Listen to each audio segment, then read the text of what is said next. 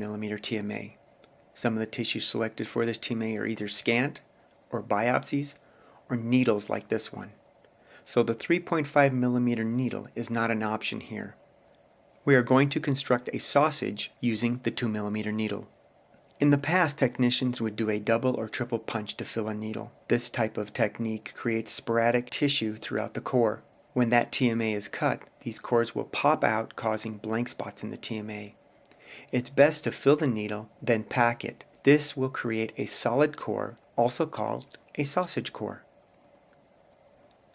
To use this 2 millimeter sausage core in a 3.5 TMA, just re-embed the core into a new paraffin block, then punch the sausage block using the 3.5 millimeter needle and add it to your TMA.